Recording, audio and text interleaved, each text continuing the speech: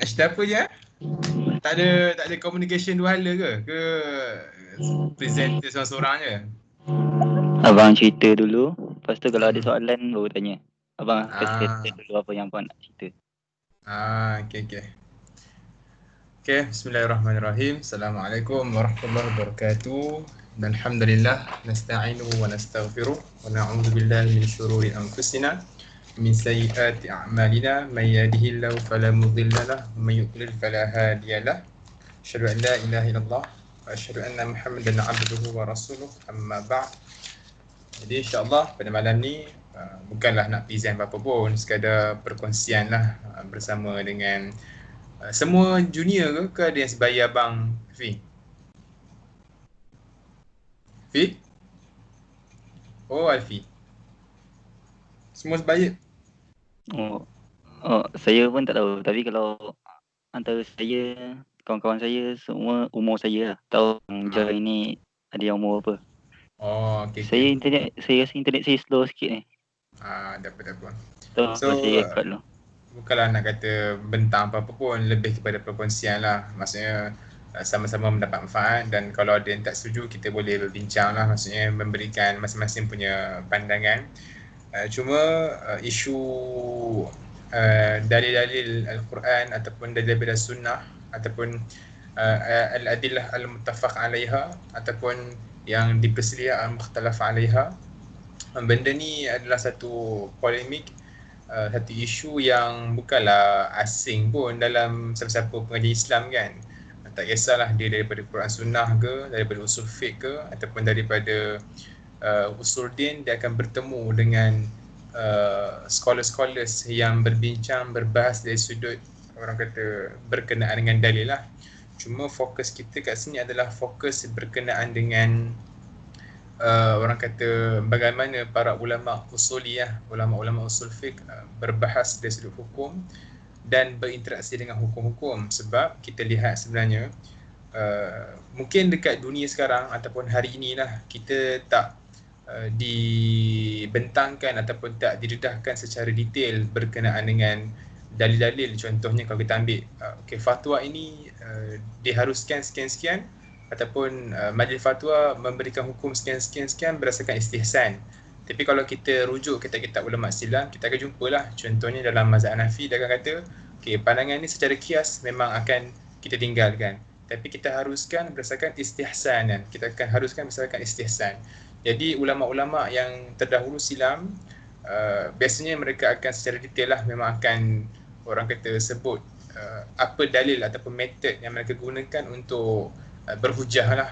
Dan kita akan lihat kalau contohnya dalam kitab-kitab yang mu'tamad, kita akan lihat contohnya sekolah selain Ibn Qudamah, dia akan rat balik lah. Contohnya Ibn Qudamah akan gunakan dalil sekian-sekian untuk nak menolak balik pandangan daripada mazhab Hanafi. Okey, baik. So kita balik kepada sejarah lah perselisihan hukum ni, sebab kita lihat sebenarnya orang kata apa, dalil ni dia sebenarnya secara umumnya adalah satu konsep yang sama, which is semua scholar sebenarnya nak dapatkan maslahah. Semua scholars nak dapatkan maslahah, ataupun setiap hukum yang nak dikeluarkan daripada setiap pandangan scholars tu ataupun para ulama tu adalah untuk memberikan maslahah. Cuma mereka menggunakan alat yang berbeza. Okey, maksudnya satu produk, tetapi produk tersebut itu hukum lah, hukum satu produk, mereka nak lahirkan satu produk, tapi produk tersebut dikeluarkan dengan pelbagai cara dan pelbagai metod kaedah. Sebab mereka juga dipengaruhi oleh latar belakang masa, mereka dipengaruhi oleh latar belakang tempat, which is memberi kesan lah, dan mereka juga dipengaruhi oleh faktor boleh jadi politik semasa. Okey, so berbalik kepada dalil-dalil ni, kita pergi kepada sejarah dahulu. Okey, sebenarnya kalau ikutkan, saya tak nak sentuh banyak pun berkenaan dalil-dalil ni, sebab hakikatnya walaupun ada beberapa scholars yang cuba membincangkan dalil-dalil ni secara mustaqil, maksudnya dalil ni bersifat independen. Diorang ni maksudnya berdiri atas kaki sendiri. Contohnya istihsan berada di atas kaki istihsan sendiri. Dia tak memerlukan maslahah ataupun tak memerlukan kias ataupun tak memerlukan dalil-dalil macam adat, uruf ataupun adat ataupun istishab, ataupun kita kata macam masalah mursalah yang kita biasa jumpa dekat orang kata apa, kitab-kitab ataupun siapa yang sempat dengan pendidikan syariah Islam, kita jumpalah bagaimana ia disusun secara orang kata mustaqil lah, independent. Tapi saya sebenarnya lebih setuju, sebenarnya dalil-dalil ini lebih orang kata complement each other. Mereka yang saling melengkapi.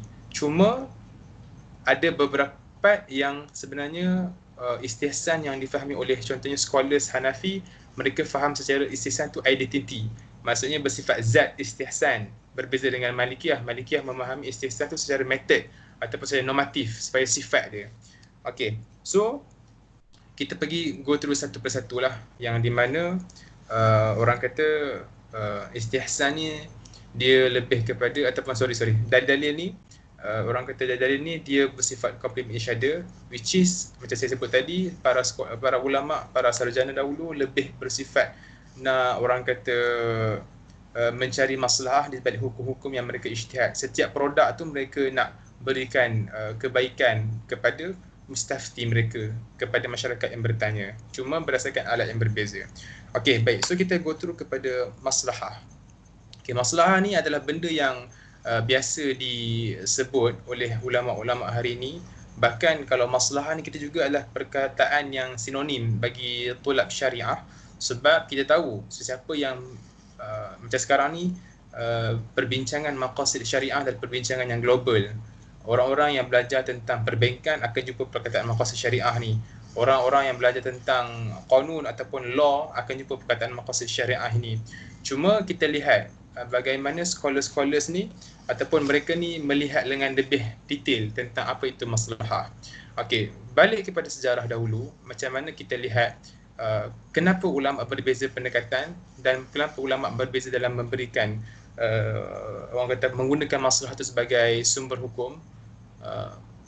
Jadi kita lihat, sebenarnya kalau kita lihat perbincangan yang dahulu, kalau siapa yang masuk kepada sejarah, di mana zaman Abbasiyah lah yang paling ketara ketika itu, di mana zaman itu empire ataupun Abbasiyah ni ketika itu ramai filosofers, ahli falsafah yang sudah mendalami ilmu-ilmu ketamadunan di zaman Greek, which is impaknya, kesannya berkembangnya orang kata perbahasan ilmu kalam lah.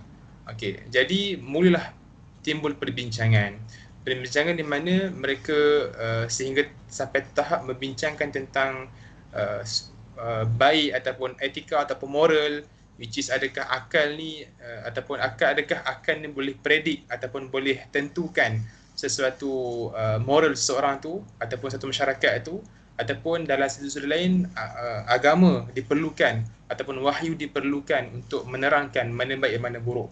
Okay, jadi kesannya adalah timbullah persoalan besar dalam kalangan para ulama yang kita lihat bagaimana Mu'tazilah dengan pandangan mereka bahawasanya ahkamullah mu'allalah, ataupun setiap hukum dan penetapan ataupun af'alullah, setiap perbuatan ketentuan Allah Subhanahu Wa Taala itu dia mu'allalah. Maksudnya kita boleh fikirkan apa impak, apa kesan baik dan apa Tuhan ciptakan sesuatu itu, apa dia punya signifikannya.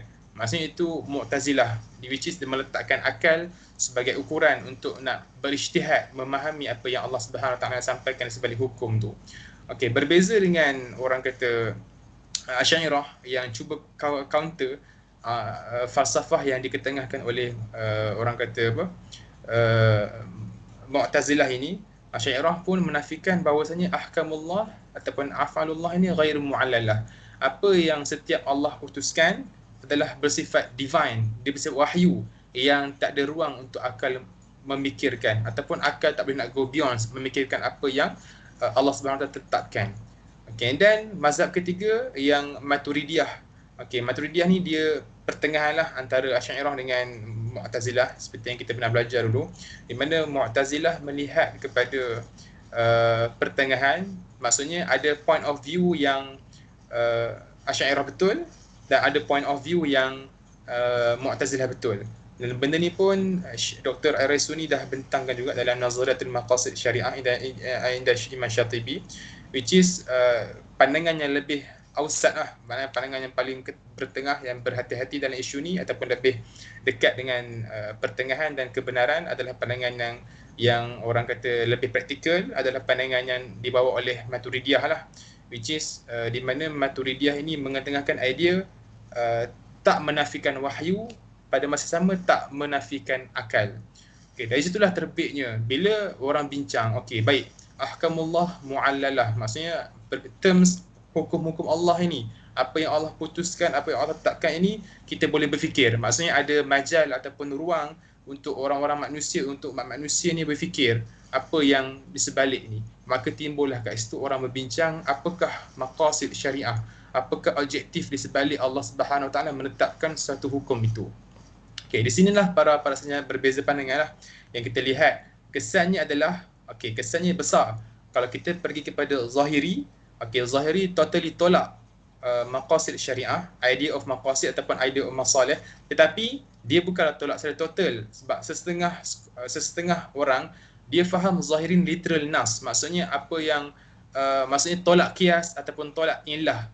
Sedangkan Al-Zahiri dah mention dah dalam Muhalla ataupun dalam Al-Ihkam, Ibn Hazm dah mention dah apa yang Allah Subhanahu Wa Taala tetapkan. Contohnya ilah kat situ adalah itu, maka itulah ilah hukum tersebut. Maksudnya Al-Zahiri kat situ dia tak menggunakan akal untuk pergi beyond kepada wahyu itu untuk berisytihat ataupun untuk berfikir. Berbeza dengan pendekatan ulama-ulama lain lah. Okey, Asy'ariyah walaupun satu sudut ahkamullah itu ataupun apa yang Allah tetapkan dalam qada dan qadarnya, penetapan hukum bersifat ghairu mu'allalah, tetapi praktikalnya mereka bersama dengan Maturidiyah, which is mereka melihat kepada apa yang Allah tetapkan itu ada signifikan, ada kepentingan, ada satu yang kita boleh capai kat situ. Okey, sama juga dengan ulama-ulama Maturidiyah yang memang kita dikongkol oleh ulama Hanafi, yang kita tahu Hanafi ni memang banyak menggunakan majal ijtihad ataupun ra'i. Okey, anda pergi kepada maslahah. Okey, maslahah ni walaupun kita kata dalam satu sudut dia tak ada orang kata perselisihan yang ketara dalam kalangan ulama, melainkan pandangan Al-Zahiri lah, sebab Al-Zahiri memang dia bataskan ilah ini kepada ilah yang bersifat yang termaktub dalam Quran sahaja. Contohnya kita kata dalam Quran apa ayat daripada Quran yang kita boleh kata ilah secara jelas? Allahumma salli Muhammad. Saya tak dapat ayat Quran. Contohnya daripada surah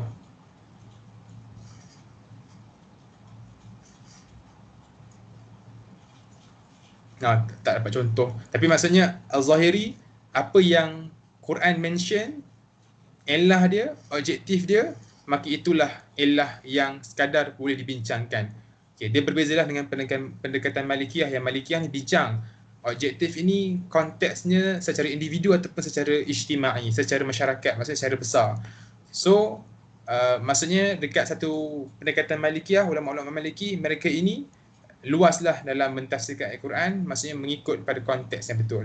Okey, contoh macam ni. Okay, dalam satu ayat Quran, ayat ni sensitif sikit sebab dia melibatkan dengan kepimpinan wanita. Contohnya ar-rijal qawwamuna 'ala nisa. Okey, sesetengah scholars ulama mereka meletakkan ayat ini kepada indikatornya adalah qawwamatur rijal. Maksudnya lelaki ada qawwamah, maksudnya dia menanggung beban. Qaim maksudnya dia mengetuai, menguasai ataupun dia memimpin kaum wanita. Okey, Al-Zahiri, sebab kita lihat Al-Zahiri ni memandangkan mereka membataskan ilah pada Quran. Okey, maksudnya Al-Zahiri faham ayat ini adalah ayat yang bersifat hukum rumah tangga. Maka tak boleh nak bincang beyond the limit selain pada rumah tangga. Apa yang Allah mention tentang rumah tangga itulah. Tapi sesetengah ulama yang bukan aliran Zahiri, yang dah berinteraksi dengan maksudnya mereka ni meletakkan ruang pemikiran, membincangkan ilah yang lebih luas, mereka kata apa? Okey, walaupun ayat ini konteksnya rumah tangga, tapi ilahnya itu menunjukkan bahawasanya apa? Lelaki ini memimpin wanita. Sifat lelaki itu dia memimpin wanita, dia menanggung beban ke atas wanita. Jadi macam itulah dalam sebuah negara, perempuan mustahil untuk menjadi pemimpin. Maksudnya lelaki akan menjadi pemimpin wanita dan mustahil untuk wanita itu memimpin lelaki sebagai wazir ataupun sebagai Raisud Daulah lah. Ini sebagai contoh. Saya tak nak bincang more detail sebab dia ada perbincangan untuk nak konteks ayat tersebut, dan ada sarjana yang bersetuju, ada yang sarjana yang tolak pandangan tersebut. Saya nak bincang secara contoh bagaimana pemahaman sekolah kat situ. Okey. So, kemudian kita pergi kepada istihsan. Okey, istihsan juga adalah istihsan yang antara dalil secara praktikalnya banyak digunakan pakai dekat Malaysia. Cuma bezanya kita mungkin tak perasan, di mana sebab macam saya kata di awal tadi, scholars ataupun mufti-mufti, tokoh-tokoh ulama, mereka bila membincangkan hukum tak sebut secara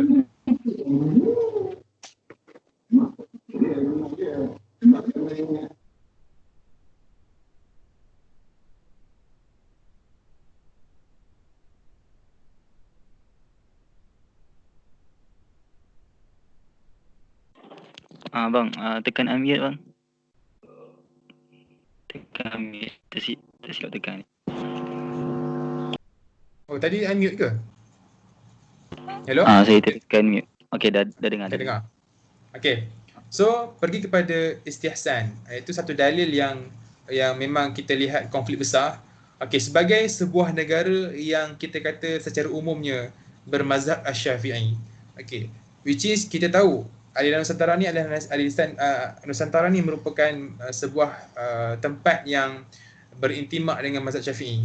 Okey, contoh kita kata kalau kita betul-betul mazhab Syafi'i, tapi praktikalnya sebenarnya banyaknya pandangan-pandangan dekat Malaysia ni yang dah menggunakan istihsan sebagai dalil.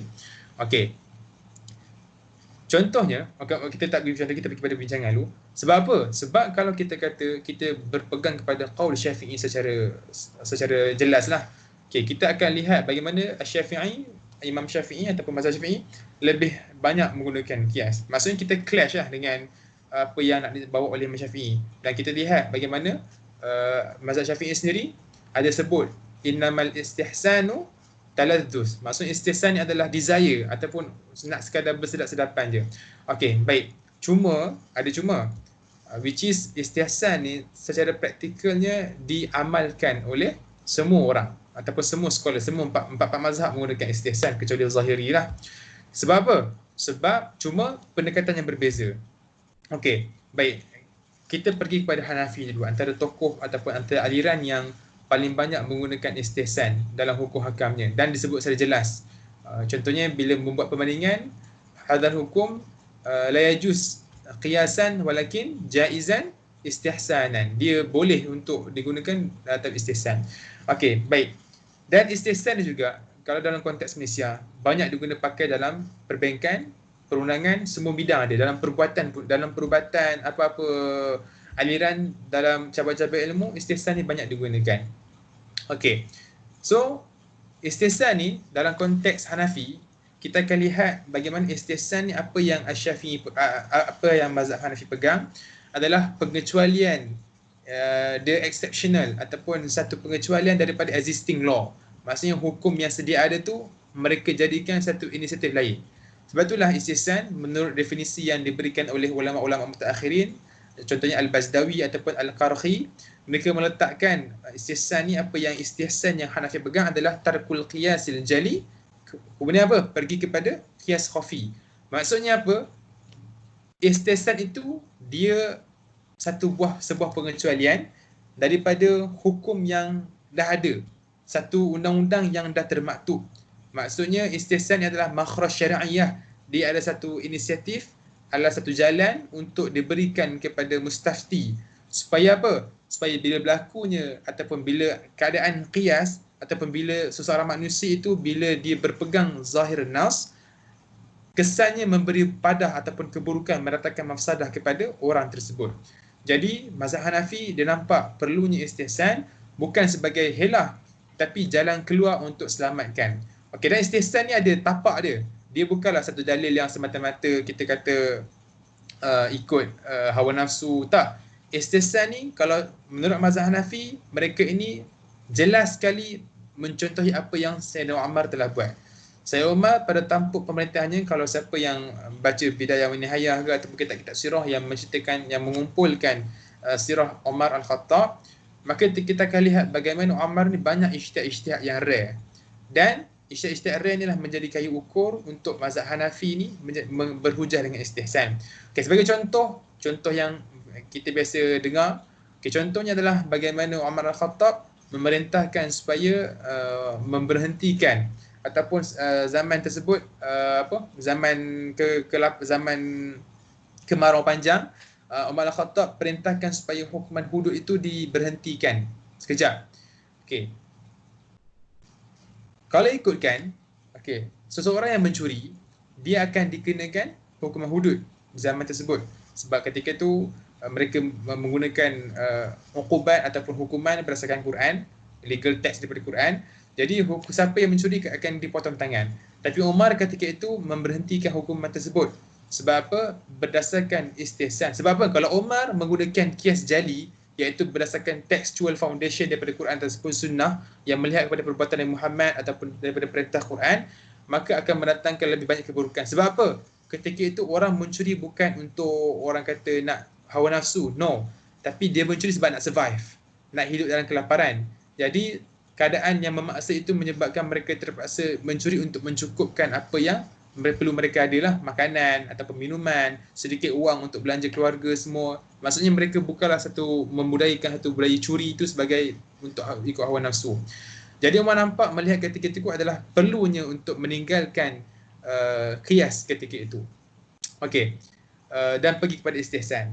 Okey, sama juga dengan ijtihad Umar yang ketika itu zaman Nabi Muhammad, zaman Abu Bakar. Okey. Zaman Rasulullah SAW dan zaman Abu Bakar, mu'allafah qulubuhum, orang-orang yang mu'allaf ataupun orang-orang yang dekat hati dengan Islam, walaupun belum masuk Islam, mereka juga berhak mendapat harta zakat. Mereka juga dapat portion zakat. Zaman Umar berhentikan. Okay. Kalau ikut hukuman kias, kalau kepada kias, kita akan kata perbuatan Umar ni zahirnya salah lah. Sebab apa? Sebab Umar ni bercanggah dengan nas. Ini juga menjadi perbezaan pandangan ulama lah. Dan kita kat sini kita nak mengharmonikan sudut pandang ulama. Okey, contohnya kita kata Umar Al-Khattab ini merintahkan untuk diberhentikan zakat kepada orang-orang mu'allafah qulubuhum. Mereka yang ada hati nak dengar Islam ataupun yang tertarik dengan Islam. Okey, sebab apa? Zaman Nabi SAW ataupun hujah yang digunakan oleh sarjana, zaman Nabi SAW, mereka ini adalah zaman yang minoriti Muslim ketika itu. Maksudnya bukanlah minoriti di Madinah. Maksudnya secara umumnya mereka perlu kumpul kekuatan dari sudut orang-orang Islam, sebab ada dalam kalangan non-Muslim yang pernah terlibat dengan perang, ada yang berharta. Maksudnya ketika itu perlu kepada ketenteraan ataupun perlu untuk tarik orang Islam ketika itu.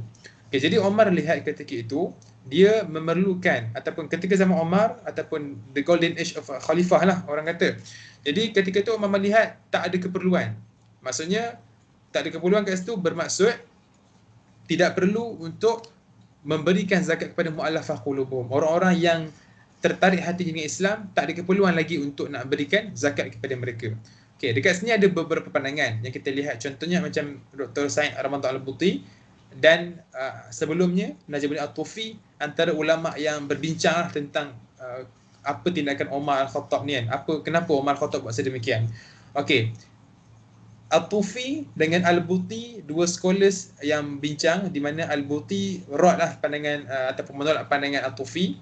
Okey, di mana At-Tufi kita tahu dia menilai ataupun ukuran pandangannya At-Tufi ketengahkan daripada ijtihad Umar ni kerana Umar melihat kepada maslahah.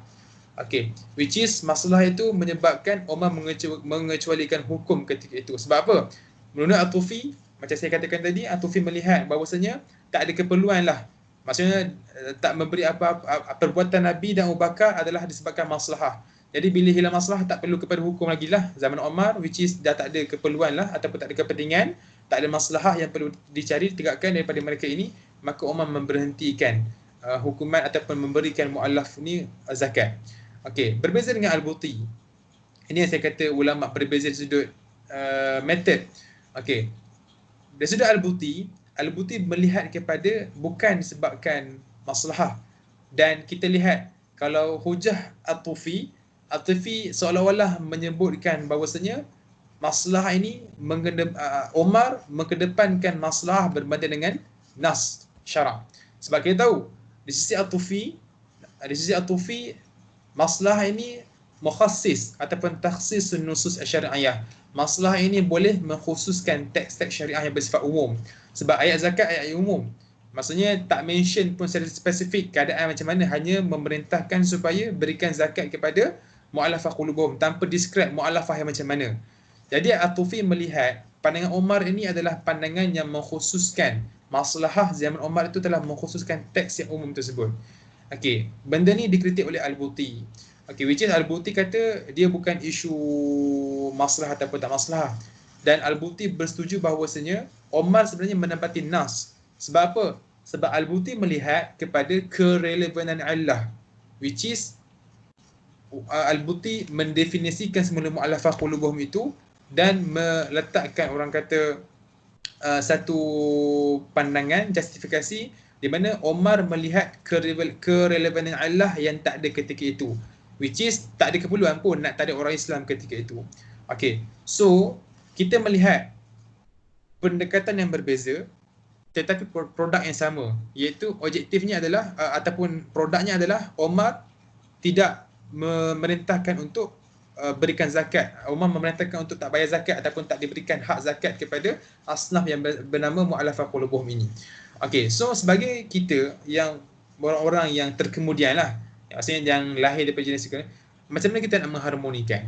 Okey, kita lihat sebenarnya pendekatan yang digunakan oleh Omar adalah berbentuk istihsan. Okey, maksudnya Omar dia mengecuali ataupun Omar keluar daripada kepompong teks nas, maksudnya hukum yang kias jali, kemudian Omar pergi pada kias khafi.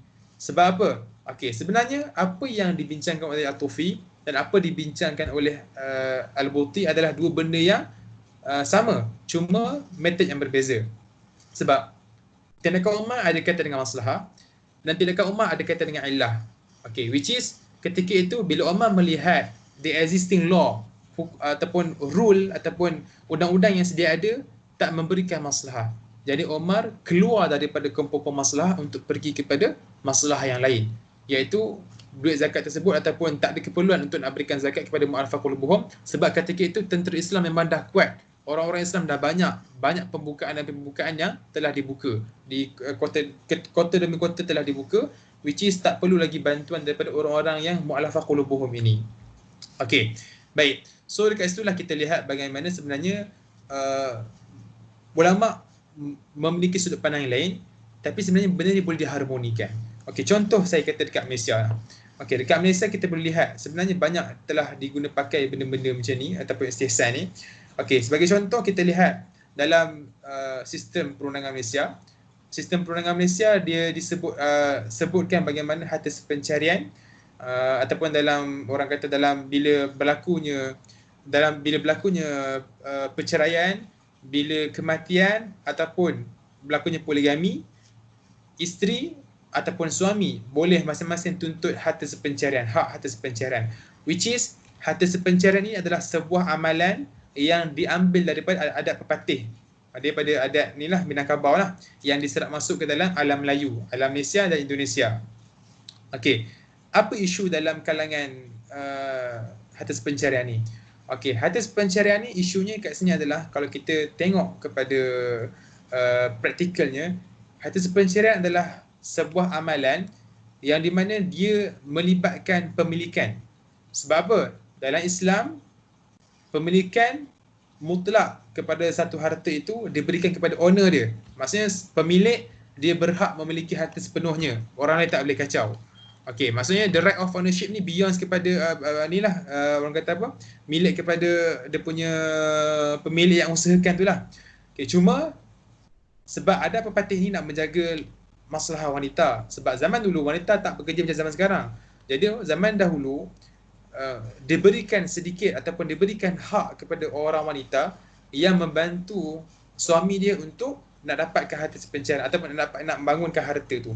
Jadi bila berlaku kes macam perceraian ataupun kematian suami ataupun orang kata poligami, isteri diberikan hak untuk nak campur tangan dalam urusan pemilikan tu. Maksudnya kalau ikut dari sudut zahir law, maksudnya kalau ikut secara zahirnya hukuman tersebut ataupun undang-undang tersebut, dia khilaf lah apa yang berlaku dekat atas pencarian isu ni. Sebab apa? Dia dah kacau pemilikan khas. Maksudnya kalau suami dia keluarkan duit untuk beli contohnya kita kata kereta, sebiji kereta, sebuah kereta. Okey, kalau ikut the orang kata principle of syariah, isteri tak boleh kacau. Sebab apa? Sebab pemilikan tu khusus kepada suami. Nama kereta atas nama suami. Suami yang keluarkan loan, suami yang bayar hutang semua. Okey, tetapi dalam harta sepencarian dia dibolehkan untuk isteri ni tutup dia punya hak. Kalau berjaya dibuktikan yang isteri ni memang ada hak. Contohnya apa? Contohnya isteri ni pernah tolong ataupun bagi duit kepada suami ni untuk isi minyak. Ataupun isteri dia orang kata memberikan motivasi kepada suami dia untuk dapatkan kereta tu. Ataupun isteri tolong cari lawyer ke untuk settlekan urusan loan semua ni. Maksudnya ada sumbangan dekat situ. Okay, kalau ikutkan hukuman ataupun the existing law, apa yang kaedah global syariah sebut, kalau ikut tak boleh isteri ni kacau harta pemilikan ni. Tapi bila pergi kepada adat, dia dibolehkan. Maksudnya kat sini ada istihsan, ada orang kata amalan istihsan, which is kita punya masyarakat Melayu ataupun kita punya jabatan kehakiman ataupun jabatan hakiman kat Malaysia ni menggunakan kaedah istihsan, which is keluar daripada qawaid kulliyah, keluar daripada kaedah universal untuk pergi kepada another kaedah juz'iyah. Sebab apa? Demi mendatangkan maslahah. Okey. Contoh juga dalam isu Allah SWT.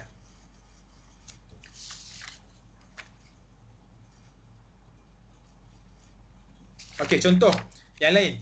Kalau kita lihat dalam ketara dalam isu investment. Okey, investment yang melibatkan security Malaysia. Okey, kalau ikutkan dalam security Malaysia yang melibatkan istihsan yang proses, which is apa-apa produk atau apa-apa investment yang disaluti dengan non-syariah compliance, maka ianya akan diharamkan lah.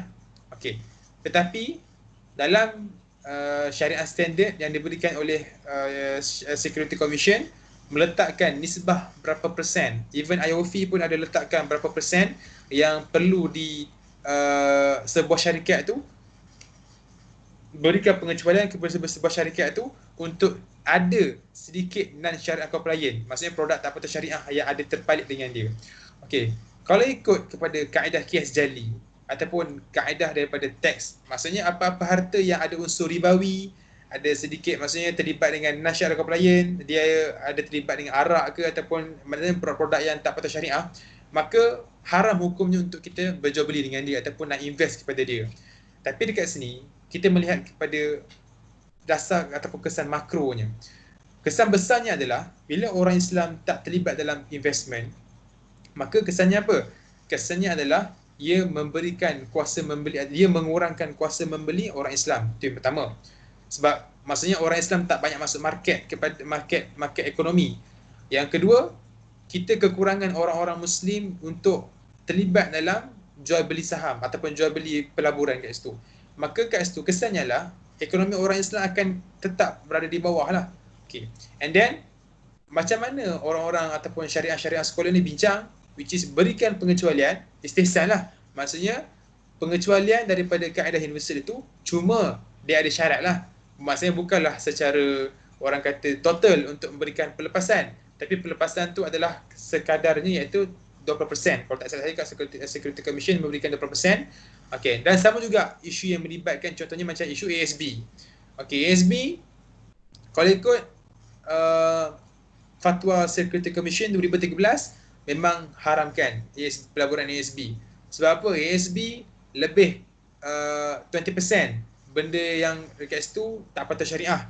Okey, cuma kenapa kebanyakan orang kata jabatan-jabatan mufti tanya antara yang terawal Perak, kemudian Perlis antara yang membenarkan untuk orang Melayu Islam melabur dalam ASB, walaupun Security Commission dah fatwakan tak patut syariah sebab dia dah melebihi 20% punya nisbah produk tak patut syariah kat situ, ataupun pelaburan dia ada 40% ataupun lebih pada 20%, dia ada 40% yang masih lagi belum patut syariah sepenuhnya.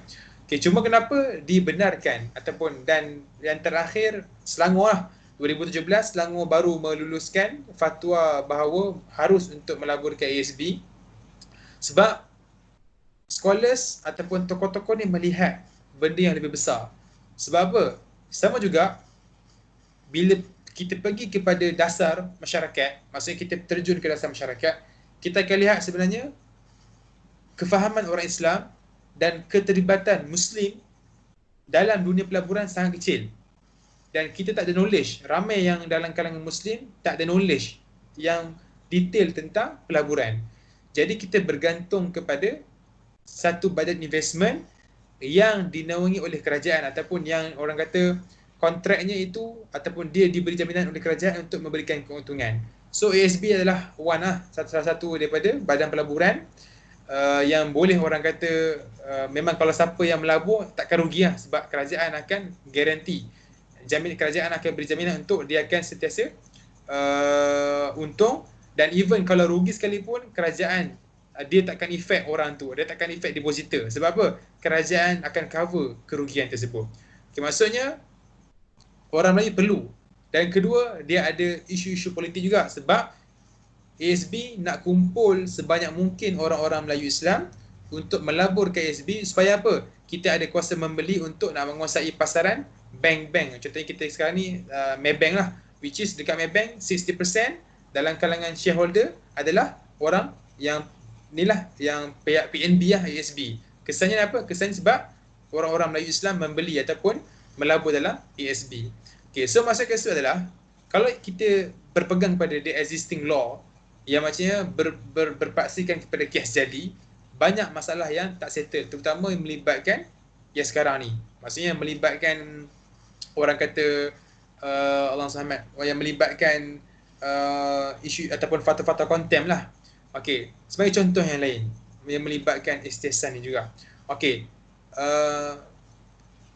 dan istihsan ni secara orang kata dasarnya, okay, walaupun orang kata mazhab Syafi'i menolak istihsan, cuma ada beberapa fatwa mazhab Syafi'i yang kita akan lihat lepas ni yang sebenarnya berpihak kepada istihsan. Cuma dia tak namakan istihsan, dia akan letak di bawah cabang kias. Tapi kias yang macam mana? Kita akan bincang lepas ni. Okey. So, bila mazhab Hanafi ni melihat kepada istihsan yang orang kata pengecualian daripada the existing law, maksudnya undang-undang yang sedia ada, perundangan syariah ataupun perundangan Islam yang sedia ada, kita akan lihat bagaimana sebenarnya banyak yang telah dipakai. Okey, contoh kita kata yang lain. Okey, yang melibatkan perubatan sebagai contoh. Okey, maksudnya kalau contohnya dalam isu kencing unta, dalam perubatan lah, dalam kencing unta, which is kalau kita tengok dalam hadis ataupun dalam hadis Nabi SAW, jelas memang ada, betul, kita kata ada hadis yang Nabi perintahkan seorang ni yang mengalami sakit perut untuk minum kencing unta. Okey, so dekat sini ada perbahasan scholars. Okey, perbahasan ulama adalah adakah hukum minum binatang, minum air ataupun najis binatang tu dikira harus kalau dia binatang yang jenis halal dimakan ataupun masih kekal haramnya. Okey, kalau ikut kaedah universal, apa-apa binatang, apa-apa makhluk yang tak disebutkan ataupun maksudnya yang which is dia masih dikira najis, okey, so najis ni ada najis lah. Okey, jadi maksudnya lembu ke kambing ke, najis ni tetap najis macam najis manusia, hukum dia. Itu kaedah kulli, maksudnya kaedah yang global, universal. Okey, cuma bila ada hadis Nabi SAW yang melibatkan ataupun Nabi perintahkan untuk seorang ni minum, ada orang yang ni sakit perut, kemudian Nabi perintahkan untuk minum kencing unta, maka ulama bincang sama ada ini bentuk istihsan daripada Nabi, iaitu pengecualian daripada rule yang sedia ada, ataupun memang Nabi khususkan untuk benarkan. Okay, so Hambali, which is ulama-ulama mazhab Hambali macam Ibnu Qudamah, melihat kepada harusnya perintah Nabi SAW itu menunjukkan harusnya untuk dia minum kencing unta. Sebab apa? Pandangan mazhab Hambali berpandangan najis yang keluar daripada haiwan yang halal dimakan, maka dia boleh dimakan ataupun boleh diambil, boleh diminum ataupun boleh dimakan lah. Okey, berbeza, maksud dia bukan kategori najis. Berbeza dengan jumhur mazhab Syafi'i dan Hanafi. Okey, dan antara Syafi'i lah yang mengetengahkan idea istihsan dalam bab ni, which is menurut mazhab Syafi'i, Nabi SAW tak memberikan Nabi SAW masih berpegang pada kaedah kuli, iaitu walaupun najis tersebut, walaupun dia haiwan yang halal dimakan, masih dikira najis. Cuma Nabi ketika itu menggunakan kaedah istihsan. Sebab apa? Melihat kepada maslahah ketika itu, which is darurah. Sebab apa? Sebab ketika itu dalam pengamalan tradisional, kencing unta ni antara metod rawatan lah. Okay, dan Nabi guna bukan sebab benda tu halal, tapi Nabi guna sebab benda tu adalah darurat, sebab nak selamatkan orang tersebut daripada sakit. Jadi kita lihat sebenarnya bila kesannya adalah istihsan ataupun pandangan Syafi'i yang terbina terhadap istihsan ni, walaupun dinamakan sebagai qiyas dalam mazhab Syafi'i, tapi dia praktikalnya adalah istihsan. Kita akan lihat sebenarnya pandangan Syafi'i dia lebih luas, lebih luas worldview tu. Sebab apa? Bila kita berintimat dengan pandangan Syafi'i dalam isu ni, kita akan lihat apa-apa benda yang haram, maksudnya benda-benda yang muharramah, benda-benda yang haram, tetapi kalau dia bertemu dengan darurat, dibenarkan untuk ambil manfaat. Contoh sekarang adalah dadah lah, vaksin yang ada contohnya campuran dengan khinzir ataupun darah khinzir. Memang betul ada setengah vaksin yang dah dimasuk dengan ataupun dah bercampur dengan darah khinzir, which is kesannya adalah, maksudnya setengah orang yang pegang kepada zahir ni kata haram lah. Sebab apa? Sebab Nabi kata yang halal, binatang halal dimakan je, yang tak halal dimakan tak boleh lah ambil, macam khinzir ke apa kan. Jadi kita akan lihat sebenarnya di sudut ni pandangan Syafi'i lebih tepat dengan semasa punya hujah. Sebab pandangan Syafi'i ni, apa pandangan Syafi'i? Pandangan Syafi'i dia kata bahawasanya dibolehkan untuk ambil benda tu sebagai untuk nak tolak darurat, tapi tak halal secara total. Even macam dadah ke, morfin yang digunakan untuk orang, apa tu? Kalau kita tengok macam peranan morfin adalah sejenis dadah yang diharamkan untuk orang ambil. Tapi dalam kaedah perubatan ada pengecualian istihsan, which is morfin digunakan untuk nak memberikan kelegaan sakit kepada pasien yang sedang berjuang. Maksudnya kebiasaan morfin digunakan untuk orang-orang sakit kanser yang dah last stage tetapi tak mampu nak survive. Jadi biasanya doktor akan suntik morfin untuk nak kurangkan kesakitan pesakit tersebut. Jadi kat situ kita katakan benda-benda yang haram diharuskan atas sebab darurat, dan itu pun dalam bentuk istihsan. Okey, baik. Jadi kita tengok sebenarnya scholars ni, ataupun kita pergi kepada dia punya foundation dia. Okey, kita akan lihat yang jago menegakkan mazhab ataupun istihsan ni ada 3 mazhab, iaitu jumhur mazhab secara zahirnya ataupun secara soreh mereka menyatakan sokongan kepada istihsan. Mazhab Hanafi iaitu pioneer kepada istihsan, kemudian mazhab Maliki, dan seterusnya Hambali. Yang tolak adalah mazhab Syafi'i. Okey, cuma ada perbahasan juga. Kalau kita katakan, kebiasaannya kita akan dengar Syafi'i ini akan menolak istihsan. Man istahsana faqad syarra. Maksudnya siapa yang menggunakan istihsan, dia telah mencipta syariat yang baru, undang-undang yang baru. Okey. Jadi, tetapi kita akan lihat secara praktikal yang macam saya sebut tadi, ada je pandangan-pandangan Syafi'i yang base di istihsan, iaitu ada pengecualian terhadap undang-undang yang sedia ada tu. Okey. So kita akan pergi kepada kita akan pergi kepada 3 mazhab ni dulu. Okey. Mazhab Hanafi, macam saya kata tadi, tak ada argument. Memang diorang ni memang jelas dalam mazhab mereka menggunakan istihsan. Even dalam riwayat Muhammad bin Hasan Syaibani secara jelas sebut apa? Kami selalu bergaduh dengan Abu Hanifah kalau Abu Hanifah ijtihad gunakan qiyas. Tapi kami ni akan diam. Maksudnya kami akan redha dengan Abu Hanifah ni. Kami ni maksudnya anak-anak murid dia, Zufar, kemudian Muhammad bin Hasan Syaibani, Abu Yusuf. Maksudnya kami akan redha dengan Abu Hanifah kalau apa? Kalau Abu Hanifah ni menggunakan istihsan. Okey. Kemudian mazhab Maliki. Okey, Al-Qarafi, Asy-Syatibi memang tak menafikan bahawasanya istihsan adalah salah satu sumber syariah ataupun sumber dalil yang mereka gunakan untuk berijtihad. Okey, sama juga dengan Hambali, Ibn Qayyim ataupun ulama-ulama Hambali yang memang berintimat dengan istihsan sebagai hukumnya. Cuma mazhab Hambali dia tak secara terus terang. Maksudnya dia tak banyak berbincang compare dengan Hanafi dengan mazhab Maliki. Okey, baik. So, macam saya kata tadi, pandangan cuma Maliki dengan Hanafi, walaupun mereka berpegang kepada istihsan, Tapi istihsan di sisi mereka adalah istihsan yang berbeza. Okey, bukanlah berbeza yang ketara. Berbeza dari sudut penggunaan mereka. Okey. Istihsan di sisi Hanafi, dia hanya terikat dengan benda-benda kias sahaja. Maksudnya, kalaulah kita katakan hukum kias, maksudnya satu ijtihad yang terbina atas dasar kias, tak boleh nak selesaikan masalah. Okey. Maksudnya hukum yang terbina atas dasar nas ataupun hadis tak boleh nak selesaikan masalah. Kemudian mazhab Hanafi akan pergi kepada istihsan. Okey, maksudnya dia adalah sebuah inisiatif lain yang Abu Hanif ataupun mazhab Hanafi sediakan supaya apa? Memberikan masalah kepada orang lain.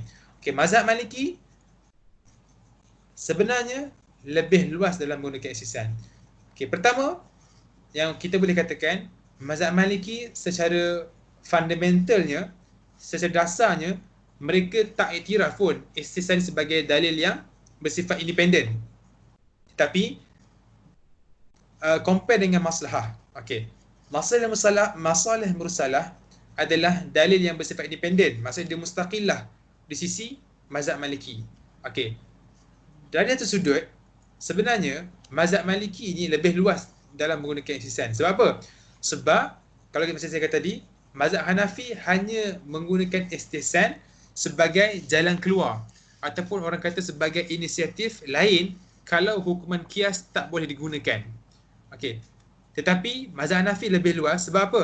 Sebab bila mazhab Hanafi ni dia melihat sesuatu hukum ataupun keadaan yang clash, walaupun hukum tersebut datang daripada nas ataupun hadis, maksudnya datang daripada wahyu lah, maksud sumber wahyu yang clash dengan maslahah. Okay. Maka ketika itu dia boleh ada pilihan sama ada menggunakan istihsan ataupun menggunakan adat, uruf ataupun menggunakan istishab. Maksudnya mazhab Maliki dia hanya menggunakan istihsan itu pada ketika memerlukan dan dia tak semestinya clash pada qiyas sahaja. Okey. Jelas ke? Saya ulang balik. Kalau Hanafi, mereka meletakkan skop istihsan ini hanya pada isu-isu yang melibatkan qiyas sahaja. Okay, let's say kita katakan hukuman qiyas, ijtihad yang terbina atas daripada qiyas tak mampu nak selesaikan masalah. Maksudnya tak mampu nak datangkan masalah, sebaliknya memberikan mafsadah. Okey. Jadi Abu Hanifah ataupun mazhab Hanafi akan pindah kepada istihsan sebagai inisiatif ataupun jalan keluar lah nak memberikan kebaikan ataupun masalah kepada orang ramai. Okey. Berbeza dengan mazhab Maliki. Okey, mazhab Maliki asasnya adalah maslahah. So, apa-apa hukum yang tak semestinya daripada qiyas, maksudnya hukum yang terbina atas dasar zahir nas ataupun teks hadis semata-mata, ataupun hukum yang datang daripada Quran semata-mata, and then clash, berlaku pertembungan dengan maslahah, which is kalau hukum tersebut tak sesuai ataupun tak praktikal yang pada ketika itu dalam sesuatu event ataupun dalam satu keadaan, maka ketika itu mazhab Maliki akan mengkedepankan maslahah. And then macam mana nak leraikan masalah tersebut? Istihsan hanyalah salah satu inisiatif, tetapi bukan mutlak. Okey, maksudnya boleh guna kaedah istishab ataupun boleh beriktimat dengan kaedah-kaedah lain. Berbeza dengan Hanafi yang memang akan intimat kepada istihsan. Okey, clear? Kalau tak clear, nanti boleh tanya kat Andi. Okey, so ada perbezaan ke? Sebenarnya, perbezaan hanya dari sudut perspektif sahaja. Tetapi kedua-duanya bersetuju, maksudnya kedua-dua mazhab bersetuju bahawasanya hang guna istihsan ni ataupun mazhab Hanafi guna istihsan ni adalah untuk datang maslahah. Dan sama juga, bila berlaku pertembungan maslahah dengan nas ataupun maslahah dengan satu keadaan, maka Maliki pun akan gunakan istihsan. Cuma bezanya, istihsan bukanlah dalil mutlak. Berbeza dengan Hanafi punya perspektif. Boleh jadi Maliki tak bertibat dengan istihsan, tapi menggunakan kaedah istishab ataupun menggunakan munasabah ataupun menggunakan uruf ataupun adat untuk nak ukur benda tersebut. Okey. Sebab itulah uruf dan adat di sisi Maliki adalah hujah yang kuat untuk nak tinggalkan qiyas. Okay, kalau satu event tu ataupun satu keadaan tu menyebabkan clash dengan uruf ataupun adat, boleh untuk tinggalkan the existing law tu, maksudnya undang-undang yang sedia ada tu, untuk kita berpegang kepada uruf ataupun adat. Okay, so kita lihat dari sudut kita dah bincang, kita pergi pada Syafi'i sekejap. Okay, macam kita bincangkan tadi, Syafi'i dari sudut ijtihadnya kita akan nampak beberapa pengecualian yang diberikan kepada istihsan. Tetapi secara teorinya, kalau kita buka ataupun kita buka ataupun Ar-Risalah, kita akan lihat bagaimana ada Asy-Syafi'i tulis kitab secara khusus yang membatalkan istihsan. Kitab Ibtalul Istihsan. Test. Mana gambar? Saya nampak je gambar bang. Nampak?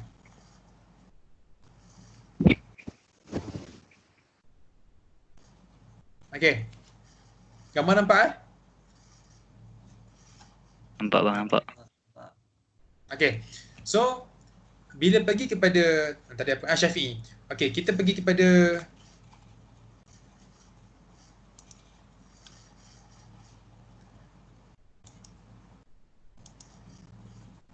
okey. Bila kita pergi kepada mazhab Asy-Syafi'i, which is kita katakan dalam beberapa praktikal ijtihad, memang Asy-Syafi'i menggunakan istihsan. Even mazhab Syafi'i sendiri pun kita tak nak nafikan. Okay, cuma kita akan lihat dalam kitab Ar-Risalah, dalam kitab orang kata Ar-Risalah Al-Um, ada satu bab khas yang dinamakan kitab Ibtalul Istihsan. Okay, dan memang kita akan lihat ada beberapa part yang memang Asy-Syafi'i tolak cara kaedah hujah Abu Hanifah ini. Okay, contoh dalam Bai' Musarrah.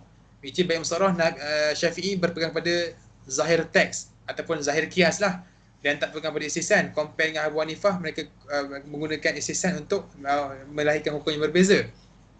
Okey, cuma antara scholars yang bermazhab, antara ulama yang bermazhab Syafi'i yang meneutralkan balik aliran ataupun teori mazhab Syafi'i ini, di mana mereka berpandangan, antaranya Al-Ghazali lah yang menerangkan balik, meneutralkan balik. Okey, yang nak dimaksudkan oleh Syafi'i adalah istahsanahu aqdul mujtahid. Maksudnya yang Syafi'i tolak adalah perbuatan mujtahid yang dalam minda mereka ini menyangka baik. Maksudnya dalam kepala otak diorang ni, dalam diorang punya pemikiran, diorang sangka benda tu baik. Tapi benda tu tak ada basic daripada Quran ataupun sunnah. Okey. Apatah lagi basic daripada qaul sahabat. Okey. Maksudnya kita kena lihat zaman konteks Imam Syafi'i.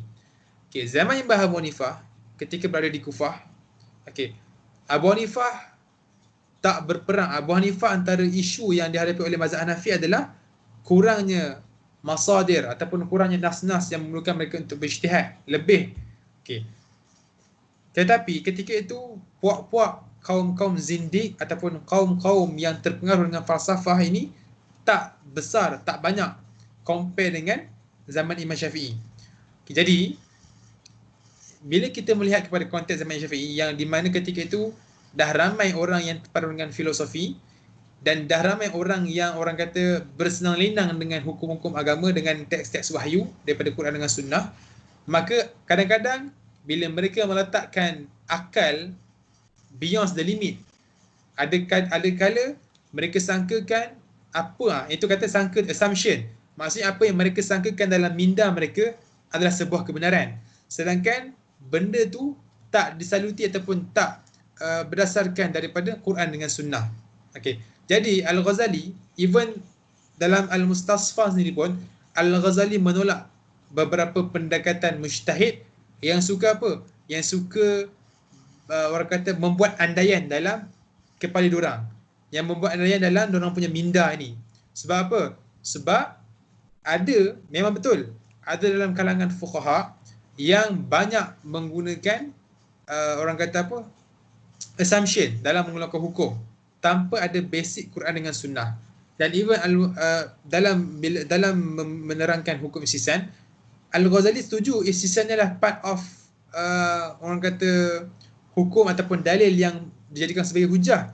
Cuma bila pergi kepada kata-kata Imam Syafi'i tadi tu, iaitu innamal istihsan taladzus ataupun man istihsana faqad syarra', Al-Ghazali menerangkan bahawasanya konteks yang dimaksudkan oleh Syafi'i adalah konteks di mana ulama ataupun mujtahid tersebut dia suka bersangka-sangka dengan fikiran dia bahawasanya benda tu betul, tapi sebenarnya benda tu tak ada dalil ataupun asas daripada Quran dengan sunnah. Maka kat sini sebab tu kita kata sebenarnya bila kita harmonikan balik, walaupun kita belajar daripada syariah dulu adalah istihsan ataupun Syafi'i ni memang akan tolak istihsan berdasarkan statement-statement dia lah. Tapi in practical, dalam sudut praktiknya kita akan lihat sebenarnya ada beberapa dan banyak pandangan mazhab Syafi'i yang meninggalkan kias jali pergi kepada kias khafi. Cuma bukan dinamakan sebagai istihsan. Dia still bawah kaedah kias. Maksudnya kias kita akan belajar lah. Kias khafi sebab istihsan ni bukanlah benda yang asing. Dia adalah kategori kias juga, kias khafi. Sebab itulah Asy-Syaukani dia tak setuju kata istihsan ni dalil mustaqil. Tapi Asy-Syaukani lebih berpandangan bahawasanya istihsan ada dalil sokongan sahaja. Sebab dia memerlukan dalil-dalil lain. Sebab apa? Dia hanyalah sebuah pengecualian. Okey. Baik. So dekat hujah Al-Ghazali kita settle lah. Dan Al-Ghazali juga dalam era kehidupan dia memang dia berhadapan dengan musuh-musuh, bukan musuh-musuh, orang kata rival lah. Rival lah, orang kata dia punya seteru-seteru yang satu level dengan dia, yang memang banyak menggunakan assumption. Maksudnya yang lebih banyak menggunakan orang kata apa yang disangkakan dalam pemikiran tetapi tak disaluti dengan Quran, dengan teks Quran dengan teks hadis Nabi sallallahu alaihi wasallam. Maka kita katakan sebenarnya peperangan ni, dan peperangan ni bukan peperangan antara Syafi'i sahaja. Semua mazhab, keempat mazhab hakikatnya menolak istihsan kalau apa yang dimaksudkan oleh Syafi'i istihsan yang bersenang-senang dengan akal. Kita akan lihat Ibnu Qayyim dalam kalangan mazhab Hanbali tolak orang-orang yang bersenang-senang. Even kita lihat dalam kalangan mazhab Hanafi sendiri pun ada scholars yang tolak. Maksudnya mereka seiring cuma atas dasar nama lain. Sebab itulah bila pergi kepada nak mengharmonikan dalil, okey, benda pertama yang kita perlu settlekan adalah epistemologi ataupun terms-terms yang digunakan. Sebab tu kita kena faham. Okey, kita kena faham apa? Kadang-kadang student dia melihat dalil ni semua bersifat independen. Maksudnya mustaqillah tanpa memerlukan orang lain. Saya bersetuju dalil-dalil semua mustaqillah mengikut perspektif setiap mazhab. Cuma dalam praktikal dia saling memerlukan. Sebab apa? Macam saya kata tadi, Hanafi takkan menggunakan istihsan melainkan untuk mendatangkan maslahah. Dan Maliki takkan menggunakan istihsan melainkan untuk nak cari maslahah. Sama juga dengan mazhab Syafi'i, dia takkan gunakan istihsan melainkan untuk nak meleraikan ataupun nak mengeluarkan seseorang itu daripada keadaan darurat, nak selamatkan orang tu. Okay, maksudnya secara praktikal mereka bersetuju. Cuma zaman demi zaman ulama-ulama ini dia terperangkap dalam skala orang kata perbincangan istilah.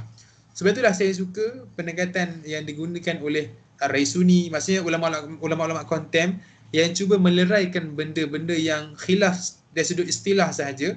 Even Dr. Mustafa Al-Bawah sendiri pun dalam beberapa isu yang melibatkan dalil, dia kata apa? La musyahah fi istilah. Maksudnya tak ada isu pun dalam empat istilah ni. Sebab apa? Dalam praktikal memang mereka ni bersetuju, cuma perspektif yang berbeza. Sama ada dia menggunakan nama istihsan ataupun masih menggunakan nama kias ataupun dia menggunakan nama masalah musalah. Okey, baik.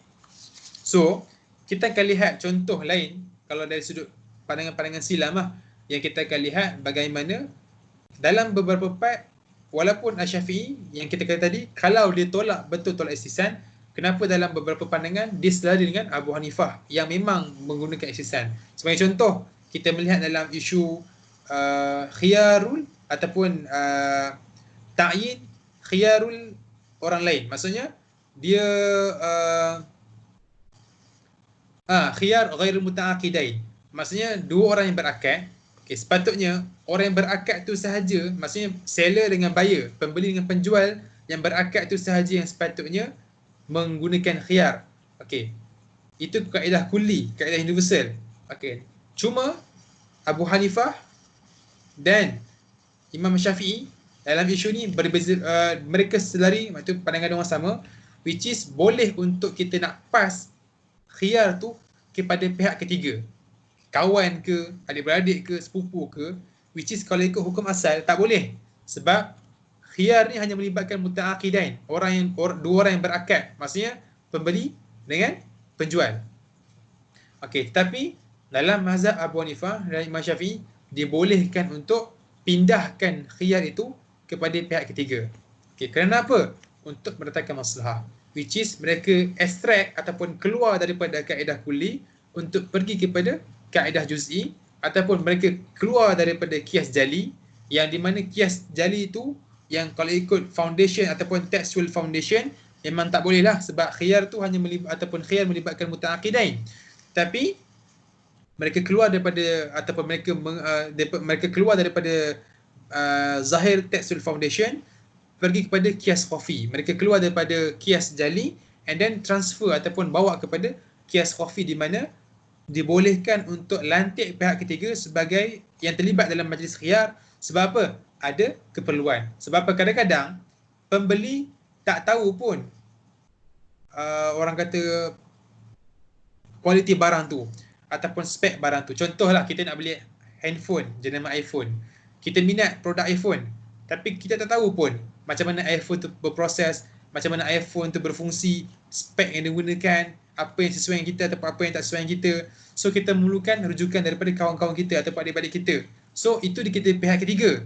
Dan kita, kalau ikut pandangan Imam Syafi'i dan Imam Abu Hanifah, diharuskan berdasarkan istihsan. Maksudnya ada keperluan, maka kita kecualikan maksudnya hukum tersebut, kita pergi kepada hukum yang satu lagi, which is membolehkan atas rasa maslahah.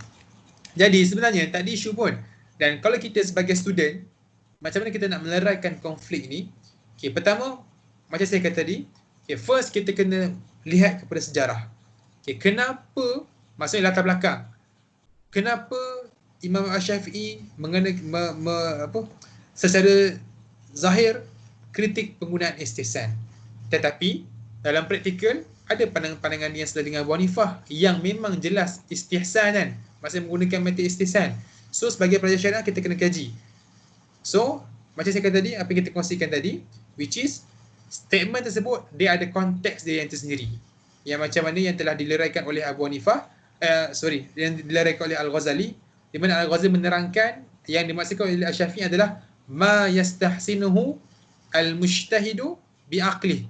Maksudnya yang Asy-Syafi'i tolak adalah perbuatan sangkaan baik, maksudnya assumption of goodness, maksudnya apa yang mujtahid tu sangka benda baik dalam minda dia, tapi benda tu tak ada basic daripada Quran dengan sunnah. Okay, yang kedua, kita kena lihat perspektif daripada mazhab tu sendiri. Contohnya macam saya kata tadi, okay, walaupun dalam isu contohnya, walaupun dalam contoh mazhab Hanafi, mereka meletakkan istihsan dari sudut dan mereka punya perspektif sebagai dalil mustaqillah, independen ataupun dalil yang independen lah, dalil yang berdiri secara sendirinya. Okey, berbeza dengan Maliki yang meletakkan istihsan itu sebagai dalil tabi', maksudnya dia sokongan, yang which is yang utamanya adalah maslahah. Yang menjadi dalil mustaqillah adalah maslahah, tapi istihsan itu adalah dalil yang mengikut kepada maslahah itu. Dan tak semestinya semua keadaan bila nak pergi kepada maslahah perlu ikut kepada istihsan. Ini adalah perspektif Maliki. Sama dengan perspektif Syafi'i, which kita lihat usul mazhab Syafi'i, dia lebih banyak kedepankan sunnah, ataupun maksudnya lebih banyak kedepankan hadis ataupun Quran, tetapi pada masa yang sama tak menafikan peranan istihsan jika keadaan memerlukan seperti darurat. Contoh macam isu hadis kencing unta tadi. Mazhab Syafi'i dalam isu ni berbeza dengan Hanbali, which is Hanbali memang secara zahir kata boleh untuk ambil ataupun boleh dikatakan bahawasanya najis daripada haiwan yang halal dimakan tak dikira sebagai najis. Berbeza dengan mazhab Syafi'i yang kata still najis, kita berpegang kepada konsep yang asal, cuma pengecualian ataupun istihsan diberikan, keringanan diberikan, rukhsah diberikan hanya ketika darurat. Maksudnya still ada penggunaan istihsan, cuma pada skala yang berbeza. Sebab itulah bila pergi kepada perbincangan yang melibatkan ijtihad para mujtahid ini, kita kena faham yang kalau kita akan tengok bagaimana berselisih macam mana pun, kok mana pun mereka akan bersetuju bahawasanya semuanya adalah untuk mendatangkan maslahah. So, sebagai student syariah, macam mana kita nak meleraikan background, kita kena study background. Kedua, perspektif setiap mazhab. Ketiga, yang terakhir adalah kita melihat bagaimana ataupun ulama' tu mengeluarkan hukum menggunakan alat-alat. Sebab apa? Dalil-dalil ni adalah alat. Tapi bukan semua alat tersebut perlu digunakan pada masa yang sama. Maksudnya, seorang mujtahid, dia perlu pilih alat yang terbaik untuk dia nak mengeluarkan satu produk, iaitu hukum yang baru ataupun ijtihad yang baru. Sama jugalah dengan kita which is kita kena lihat bila kita nak pergi kepada ataupun mengkaji pandangan mazhab, untuk kita nak bawa hukum yang sekarang ni, bila kita nak bincang secara perbandingan, nak mengeluarkan pandangan mana yang lebih tepat dengan situasi sekarang, kita kena menggunakan alat juga. Bila kita dah gunakan alat yang terbaik, kita jangan nafikan pandangan yang lain. Sebab apa? Pandangan yang lain boleh jadi relevan bila tiba satu masanya. Siapa sangka pandangan rare Ibn Hazm tentang harusnya untuk mendengar muzik ataupun bermain dengan muzik, pandangan yang orang kata secara orang kata zahirnya dikritik oleh jumhur mazhab, empat mazhab yang mengatakan muzik haram dimainkan ataupun nak berkecimpung dalam muzik. Tapi pandangan al-zahiri yang kita kata rare inilah yang digunakan sekarang dalam konteks Malaysia. Sebab itulah pada saya, bila balik Malaysia, sebab ramai dari kalangan student, bila balik Malaysia, jangan tersangkut dalam polemik pergaduhan antara mazhab. Sebaliknya, ambil pandangan mazhab tu, kita pilih yang terbaik berdasarkan alat yang kita rasa yang terbaik ketika itu. Tapi, pandangan yang lain kita tetap jadikan sebagai khazanah. Sebab apa?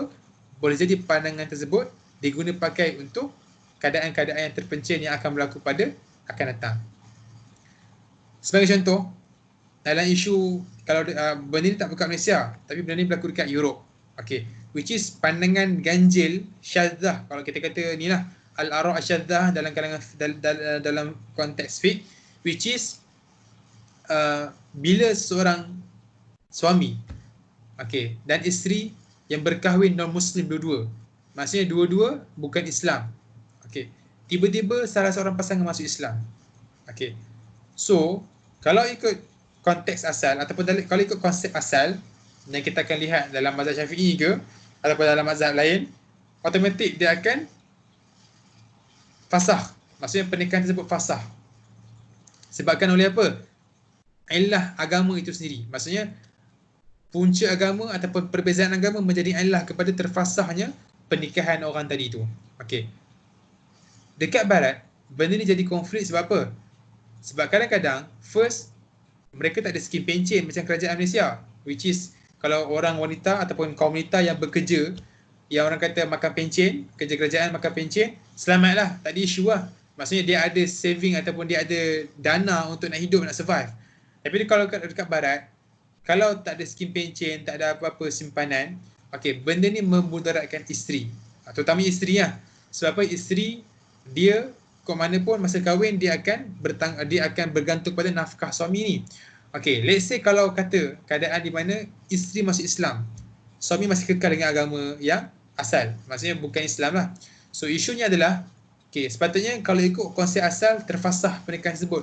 Cuma mufti dekat sana dan pandangan di sana berpandangan bahawasanya boleh untuk teruskan perkahwinan, maksudnya suami still bayar nafkah, teruskan perkahwinan dan isteri masih wajib untuk menjalankan tanggungjawab sebagai seorang isteri.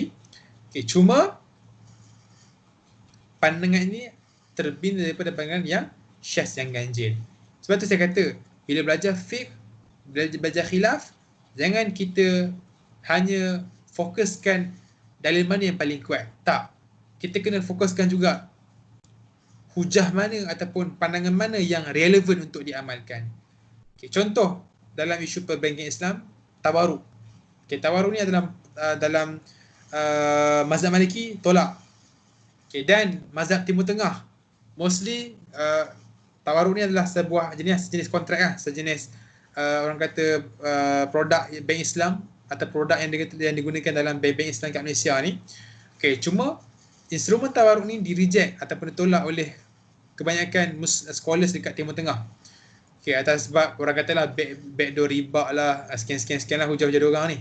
Okay, dan pandangan ni pandangan mazhab Syafi'i yang mengharuskan, maksudnya mazhab Syafi'i mengharuskan untuk menggunakan akad tawaruk ni. Okay, mazhab Maliki tak boleh sebab dia ada orang kata bau-bau riba lah. Kalau ikut hujah mazhab Maliki ni, dia maksudnya backdoor riba lah, maksudnya ada hilah kat situ. Okay, cuma let's say kalau kita katakan ketika itu dalil mazhab Maliki lebih kuat, maksudnya alat yang digunakan oleh mazhab Maliki lebih tepat ketika itu. Okey, jangan kita menolak total pandangan Syafi'i ketika itu sebab kita mungkin tak pernah predik yang akan berlaku di mana zaman sekarang ni, di mana orang-orang Islam bekerja-kerja nak tukar kepada perbankan Islam, pelaburan Islam, which is sekarang ni tawaruk adalah the best solution yang boleh diberikan oleh bank-bank Islam. Maksudnya the best product yang orang-orang Islam ataupun bank-bank Islam boleh tawarkan kepada orang-orang Islam. Walaupun tawaruk ni dikritik hebat sebab bank memaksimumkan keuntungan sekian, tapi kita katakan dia adalah inisiatif terbaik untuk digunakan pakai oleh orang kita sekarang ni. Dan mungkin dalam konteks Malaysia ia tepat berbanding dengan konteks negara lain. Sebab tu bila belajar fiqh, kita kena belajar sekali dengan usul, dan kita bukan suruh bergaduh, bukan nak suruh bergaduh ataupun suruh tolak sesuka hati. Kita belajar fiqh yang berbeza pandangan untuk kita lebih menghargai. Okay, so walaupun contoh kita patah balik kepada keadaan ataupun hujah Al-Zahiri, di mana Al-Zahiri ni kalau dari sudut usul fiqh kita kata memang dikering dan kontang. Sebab apa? Hanya illah yang disebutkan dalam Quran ataupun hadis sahaja yang dikira sebagai illah yang relevan. Other than that, tak boleh jadikan illah. Sebab itulah dalam mazhab Zahiri tak ada istihsan, tak ada maslahah, tak ada qiyas, tak ada uruf, tak ada adat. Yang hanya adalah Quran, sunnah, ijma' dan qiyas. Dan qiyas juga adalah berpaksikan kepada apa yang Quran maktub. Qiyas tak ada. Quran, sunnah, ijma'. Okay, maksudnya apa yang Quran sebut mention secara detail, itulah dia. Tak boleh nak go beyond seperti itulah. Okay, cuma siapa sangka yang pandangan ini, which is mazhab Al-Zahiri ini, yang berpegang kepada illah Zahiriyah yang berdasarkan Quran, itulah yang menyelamatkan orang Islam pada hari ini, which is muzik kita boleh diharuskan berdasarkan beberapa syarat yang ulama letakkan. Antaranya Al-Qaradawi meletakkan syarat bukan muzik-muzik yang melalaikan ataupun merendah-rendahkan agama dan seterusnya lah. Maksudnya benda-benda yang bercanggah dengan konsep agama itu sendiri. So, bila belajar fiqh, kita mengharmonikan semula pandangan tu, bukan untuk bergaduh, tapi kita membukukan sebagai sebuah khazanah. Sebab apa? Akan datang, kita akan lihat peranan dan fungsinya yang boleh membantu orang Islam. Mungkin bukan kita, tapi generasi seterusnya. So, setakat itulah yang kita boleh kongsikan pada hari ini. Bagaimana nak mengharmonikan dalil tersebut, walaupun dalam kitab usul fiqh kita kata Asy-Syafi'i itu secara on paper kritik ihsan, tapi bila kita pergi kajian terhadap fiqhnya itu, kita akan lihat yang sebenarnya dalam beberapa keadaan Asy-Syafi'i juga terjun kepada ihsan, cuma bukan dinamakan sebagai ihsan, sebagai qiyas. Sebab itulah qiyas ada banyak. Qiyas jadi, qiyas khafi, mafhum mukhalafah, mafhum muwafaqah, dan itu semua adalah cabang-cabang qiyas. Fawal khitab, benda itu adalah qiyas yang Asy-Syafi'i letakkan di bawah subtopik qiyas. Maksudnya term tersebut dikategorikan sebagai qiyas, berbeza dengan Hanafi yang telah keluarkan term tersebut menjadi term yang khusus dinamakan sebagai istihsan. So jangan gaduh-gaduh pasal istilah, kita hanya perlu faham dan kita perlu mendamaikan pandangan-pandangan ini untuk kita guna pakai. So setakat itu daripada saya. Kalau ada sebarang maksudnya nak minta saya ulang ataupun penjelasan, boleh ni. Jelas ke setakat ni? Ke berbelit-belit? Jelas. Barakallahu fik. Bang. Ada apa-apa soalan ke? Bang, boleh cuba terangkan apa itu qati'atus subut, qata'i dalalah dan nataratis subut dalalah? Ya. Sekejap.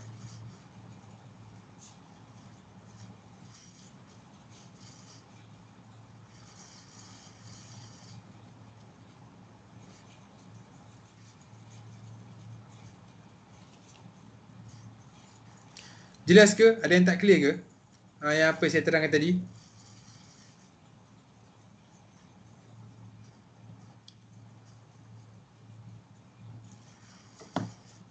Tenganga? Apa tenganganya?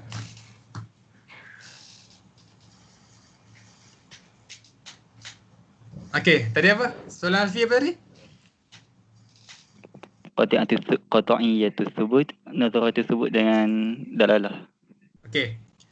Benda qati'atu subut, qati'atu dalalah dengan zonatu dalalah ni, okey, dia adalah salah satu cabang. Dia ada kaitan dengan bahasa lah, linguistik dalam bahasa Quran. Okey, cuma benda ni adalah benda yang melibatkan orang kata dilalah ataupun sifat-sifat dalil. Okey, which is Quran ini secara ittifaqnya adalah qati'atu subut. Okey, maksudnya penurunan Quran ataupun the validity of Quran, maksudnya kevalidan, keabsahan. Keabsahan Quran ni memang tak ada siapa boleh selisih.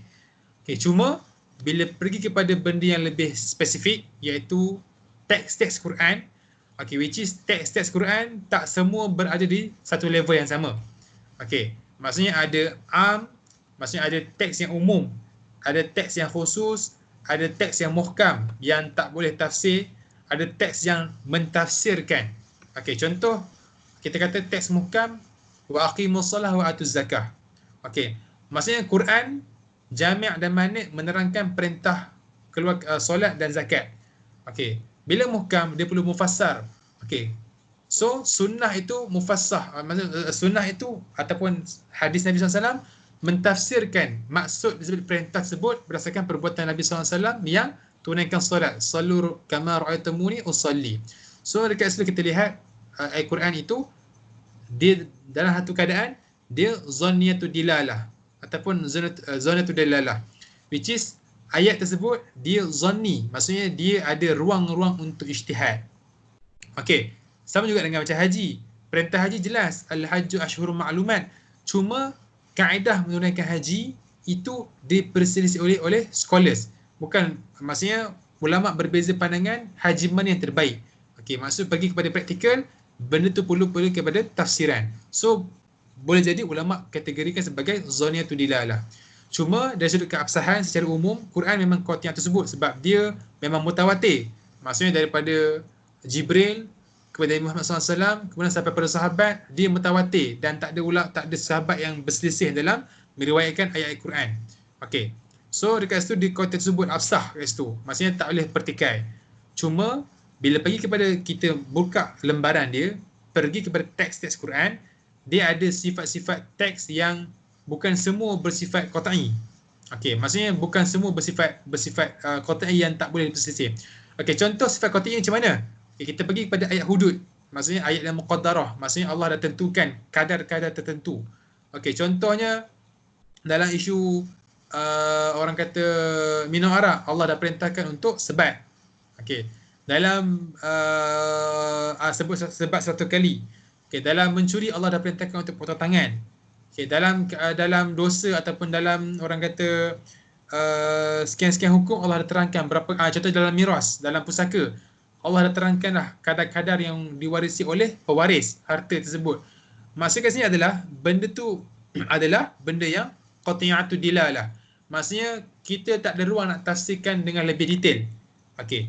Tapi ada ruang di mana ayat Quran itu ada ruang untuk ataupun ada ruang kita katakan perlu ditafsirkan. Which is kita kata kalau ayat tersebut umum. Okey. Contohnya aqimus solah, ayat tu umum. Ayat Quran tak terangkan solat yang macam mana, maka dia perlu diterangkan ataupun diperjelaskan macam mana untuk tunaikan solat dengan sempurna. Maka adalah hadis Nabi SAW menerangkan.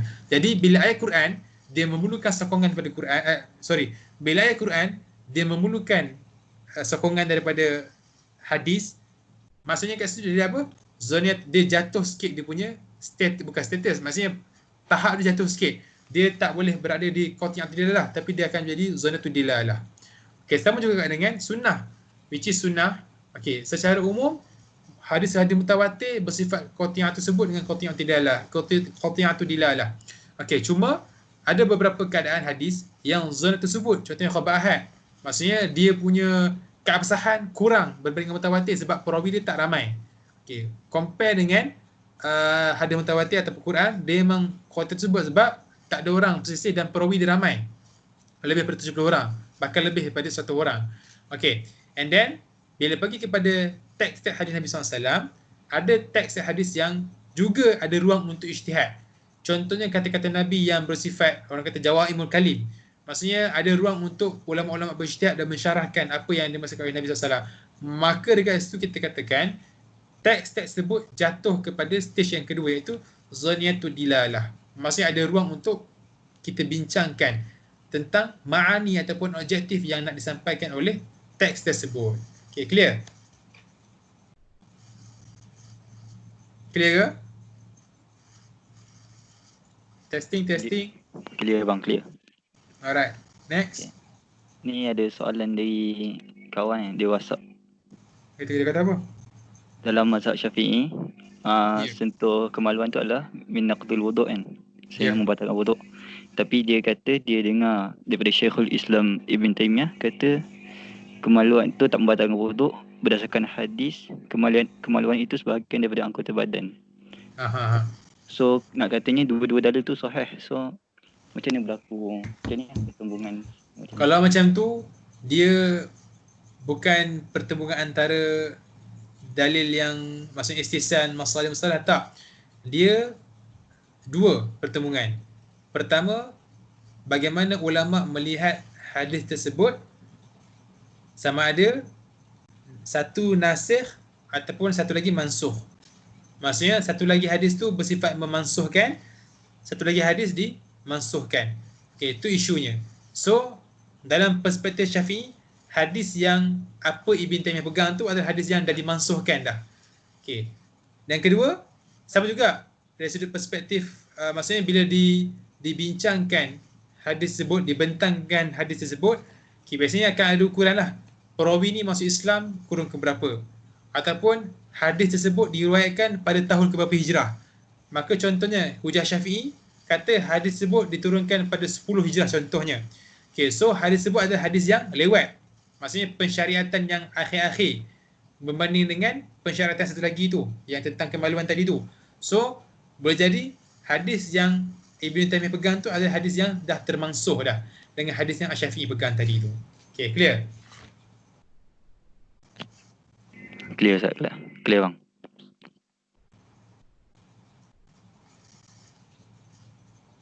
Lagi? Boleh lagi ke abang dah penat? Tak penat. Tapi lepas ni ada apa? Ada nak bincang sejak dengan kawan. Tapi boleh lah tak lagi. Oh. Satu lagi dari contoh macam sekarang kan zaman COVID kan. So antara benda yang jadi masalah kat umat Islam adalah pasal solat Jumaat. So bahagian berpendapat bahawa hifdzuddin tu penting sampai janganlah sampai ta'til masjid ataupun tinggalkan solat Jumaat lah kan. Tapi kalau kita pandang dari sudut lain, kita kena hifdzun nafs lebih penting ataupun maslahah ijtimaiyah, masalah orang ramai itu lagi penting daripada maksudnya tanggungjawab individu untuk solat. Macam mana benda ni sudut pandang? Okey, dalam sudut pandangan ni rasa mufti dah terangkan dah benda ni. Okey, cuma kalau kita bincang dari kita lah. Okey, first isyarul Islam salah satunya adalah dengan inilah solat jemaah dekat masjid. Okey. Apa yang kita buat sekarang, adakah tidak isyarul masajid, maksudnya tak mengimarkan masjid dengan syiar-syiar Islam. Okey. First kita buat aja. Maksudnya apa? Still ada solat jemaah. Okey. Still ada solat Jumaat, still ada solat air raya. Cuma dibataskan. Okey, bila balik kepada maslahah ammah, okey. Maksudnya kat sini adalah kita kena kembali kepada syarat-syarat solat berjemaah lah. Okay, untuk solat Jumaat contohnya dia ada qadar istita'ah. Okay, dalam keadaan sekarang orang Islam tak mampu nak pergi ke solat Jumaat sebab apa? Dia ada satu wabak yang menyebabkan penyakit berjangkit senang merebak. Yang dekat situ pun dah menggugurkan ke qadar istita'ah seorang itu untuk pergi ke masjid. Cuma macam saya kata tadi, dia tetap setiap negeri masih tetap meneruskan isyar masajid ataupun membesarkan masjid dengan syiar Islam dengan adakan solat jemaah, cuma bukan untuk kuantiti yang banyak. Maksudnya sekadar yang perlu, sekadar untuk nak menghidupkan masjid dan menghidupkan maqasid isyar masajid itu saja. Okey, clear? Clear bang, clear. Satu lagi boleh, satu lagi. Okey, boleh? Dia benda macam ni tu dia boleh abang terang secara ringkas macam mana keadaan-keadaan yang boleh talfiq dan apa syarat-syarat dia. Talfiq. Talfiq mazhab. Talfiq mazhab. Oi, soalan sensitif ni. Kalau saya lah, okey. Kalau saya kalau kita pergi tengok indikator talfiq mazahib dalam kalangan mazhab ulama-ulama sufi sangat general. Okey. Cuma apa yang saya boleh kata adalah nak berpindah mazhab tak ada masalah. Okey. First, saya kena bahagikan secara individu dengan secara ibaratkan kita sebagai mufti. Okey. Sebagai individu yang belajar, macam anda semua yang sedang dengar ni yang belajar syariah ataupun belajar hukum, darussalam Islamiah ke hukum atau belajar fiqh, yang tahu tentang hukum dan pandangan-pandangan fiqh yang berbeza. Okey. Menjadi kebebasan ataupun anda boleh ada ruang untuk nak memilih pandangan yang bagi anda sesuai dengan diri anda. Kemampuan dari sudut hujah, bila anda faham hujah dan bila anda faham pandangan tersebut terbina atas apa. Okey. Contoh, budak fiqh selalu buat. Okey, even kat Malaysia sendiri pun kawan-kawan saya kan gombak ke KLCC jamak qasar solat. Sebab pada pandangan mereka ketika itu mereka berpegang kepada pandangan Ibnu Hazm yang paling kuat, which is 16 km dah dikira sebagai musafir. Okey. Tak kisah lah, maksud itu hak dia. Okey, itu secara individu. Cuma bila berhadapan dengan masyarakat, kena bijak lah. Okey, maksudnya bukan semua pandangan anda benar di sisi mereka. So pertama kena tengok siapa kita punya background, orang yang bertanya tu. Kalau dia, sebab itulah mufti ni kita cimbang dari sudut mufti dengan mustafti bukanlah badan mufti dekat mufti jabatan mufti semua. Ini sebab kita maksudnya kita berhadapan dengan masyarakat. So anda kena tengok siapa background yang bertanya tu. Kalau dia memang tak ada ruang untuk nak kompromi, okay, first terangkan kepada dia pandangan mazhab Syafi'i. Okay, rujuk fiqh haji cukup. Sebab itu pun kat Malaysia dah kuat. Okay, bagi dia pandangan mazhab Syafi'i daripada fiqh haji pun dah cukup. Ataupun kalau nak kuat, pergilah Mughni Muhtaj ataupun Tufatul Muhtaj. Tercuma Malaysia ni lebih sinonim dengan Mughni Muhtaj, Al-Khatib Syarbini. Okey. Kemudian tawarkan dia pandangan yang akan memberi keringanan kepada dia kalau dia perlukan. Okey, maksudnya berikan pandangan mazhab Syafi'i, pada masa sama terangkan pandangan alternatif yang lain. Kalau bukanlah nak suruh dia pening, tak. Cuma just pesan pandangan ni mungkin tak relevan untuk anda sekarang, maksudnya untuk mustafti lah, sebab dia selesa dengan Syafi'i kat Malaysia. Cuma bila dia pergi negara orang lain, boleh jadi pandangan tu akan selamatkan dia daripada masyaqqah. So terangkan. Okay. Cuma kebanyakan ataupun ada dalam beberapa keadaan dekat Malaysia ni, dalam keadaan menerangkan fiqhul muqaran, okay, dia tak melihat siapa yang bertanya tu, background yang bertanya tu. Betul, kita nak sampaikan knowledge, kita nak terangkan keilmuan, nak menerangkan kebenaran. Cuma sebagai orang yang mufti, menyampaikan ilmu, kita kena tahu juga tahap seseorang tu. Bukan semua orang baca Bidatul Mujtahid. Bukan semua orang dengar kuliah doktor-doktor yang level-level PhD. Ada orang dia selesa dengan doktor-doktor, atau ada orang dia selesa dengan ustaz-ustaz yang mengajar kat surau yang memang pure Syafi'i. Kita raikan dia, jangan bergaduh dengan dia. Cuma kalau ada ruang untuk bersembang dengan dia, bagi juga pada dia pandangan pilihan. Sebab apa? Sebab ada time memang dia memerlukan pandangan-pandangan yang sedikit ringan berbanding pandangan yang dia pegang sekarang tu. Okay. So kalau dia contoh dia kata, saya tak biasa dengan pandangan lain, hanya Syafi'i je kat hati saya ni. Kita kata balik kat dia. Maksudnya kita terangkan balik. Tuan ataupun puan, ya, sekarang memang tuan ataupun puan rasa selesa dengan pandangan Syafi'i. Cuma tuan dan puan tak boleh nak menafikan yang sebenarnya ada keadaan yang memang tuan dan puan tak ikut mazhab Syafi'i pun. Zakat fitrah, beli air dengan mesin gergang, kalau ikut akad tu akad batil, akad fasid. Sebab yelah mesin bukan ada waris aliyah pun. So transaction kat situ dikira apa sebenarnya. So kalau ikut Syafi'i, akad tu batal, akad tu fasid, akad yang rosak. Kena cari orang yang tokeh mesin gergang tu, akad dengan dia. Cakap aku jual, aku beli. Barulah sah jual mesin air gergang tu. So berikan gambaran-gambaran tersebut dan terangkan dengan cara baiklah. Soal terima tak terima tu tolak ke tepi. Jangan nak kata dia ni. Tapi insyaAllah kalau kita terang, setakat pengalaman saya lah, kalau kita terangkan dengan baik dan kita beri gambaran yang jelas, bila masa diperlukan pandangan-pandangan yang ringan atau pandangan-pandangan mazhab lain, dia akan faham lah keperluan untuk dia faham atau belajar kepada, ataupun dia akan faham kenapa dia perlu juga ambil tahu dengan pandangan-pandangan lain. Sebab in the end ada beberapa keadaan yang memerlukan dia untuk mengambil kepada keadaan lain. So dalam bahasa lainnya, dia juga akan menggunakan istihsan secara tak langsung. Dia juga akan beramal dengan masalah masalah daripada mazhab Maliki. Walaupun secara dasarnya dia adalah Syafi'i punya base. So itulah yang kita boleh terangkan kepada orang awam. Sebab macam mana, untuk yang bakal graduate nanti, kalau boleh saya punya harapan lah kan, jangan terjebak dengan pergaduhan fake antara scholars.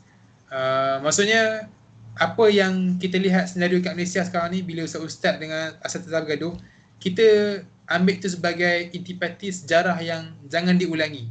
Sebab apa? Sebab dalam kita melihat tokoh-tokoh yang bersisih faham yang isu-isu fiqah semua ni, ada je tokoh-tokoh yang lagi dahsyat yang tak post dekat media sosial tapi kerja dakwah dia lagi dahsyat. Kalau kita tanya dia apa yang dia buat. Contoh saya sebut siapa kenal Dr. Irwan Subri dekat UISIM. Walaupun Dr. Irwan ni, walaupun adalah juga nakal-nakal dekat Facebook semua kan, tapi dia tak terlibat sangat pergaduhan yang terlalu crowd, maksudnya terlalu tegang dekat media sosial.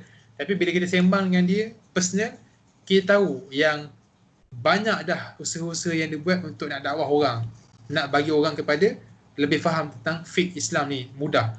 Contoh Dr. Irwan antara yang terlibat yang merangka framework untuk atlet-atlet Islam, atlet-atlet Muslim yang pergi bertanding ke Olimpik Rio dengan Olimpik London yang jatuh pada bulan puasa.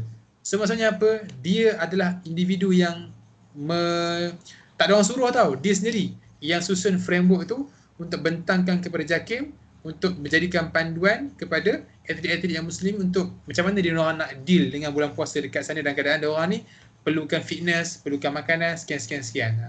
Etika pakaian dan seterusnya lah. So maksudnya sebenarnya ramai je. So kita boleh ambil contoh-contoh yang baik daripada benda ni untuk kita balik Malaysia nanti kita tahu apa yang patut kita buat dan apa patut kita buat. Let's say kita kata kita nak terjun kepada mainstream, maksudnya dunia media sosial. Contohnya Ustaz Masri, maksudnya Ustaz Masri Ramli. Ustaz Masri antara ustaz yang mengajar hadis. Tapi kenapa dia antara ustaz yang kurang konflik? Maksudnya kurang isu yang orang attack dia. Sedangkan dalam beberapa keadaan dia kritik juga hadis-hadis dhaif, hadis palsu yang diamalkan oleh masyarakat Malaysia. Tapi pendekatan yang lebih halus. Sebab apa? Dia bijak dalam membaca siapa sasaran dia. So dia tahu macam mana nak berurusan dengan orang-orang yang tak bersetuju dengan dia. Dia bijak dalam memahami macam mana nak sampaikan dakwah kepada orang-orang yang sebenarnya boleh jadi ketika itu jahil tetapi ada perasaan nak berubah ketika itu. So jangan pandu secara kasar, jangan heret masyarakat kepada kencah khilaf fiqh yang tak berkesudahan, end up tak ada apa-apa kesan pun yang dalam membina ketamaddunan, end up jadi orang yang bermusuh disebabkan isu-isu fiqh yang tak berkesudahan. So itulah setakat saya yang saya boleh lihat. Sebab apa kadang-kadang kita membawa kisah-kisah keterbukaan Imam Syafi'i dalam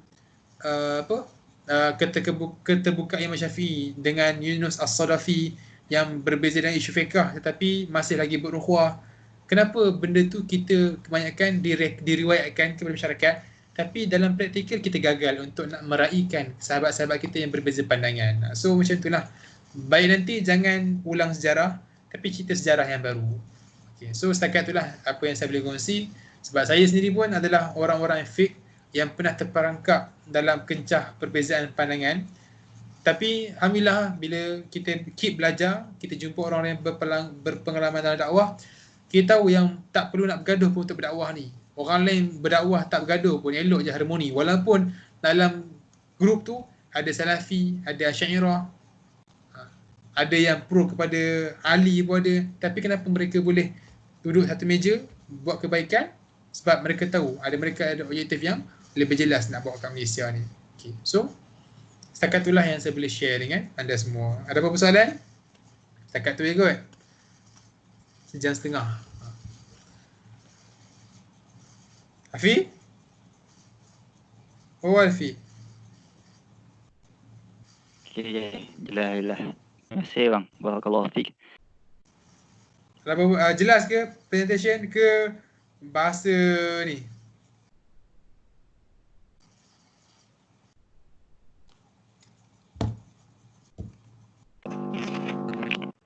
Jelas bang. Alhamdulillah. Jelas. Alhamdulillah. Bolehlah kita berhenti setakat ni. Terima kasih kepada semua yang ada dalam kita punya perbincangan. Saya mengharapkan sama-sama mendapatkan kebaikan dan faedah. So sebarang kelemahan itu datang pada diri saya sendiri. Assalamualaikum warahmatullahi wabarakatuh. Terima kasih bang. Okay. Sama tidur-tidur.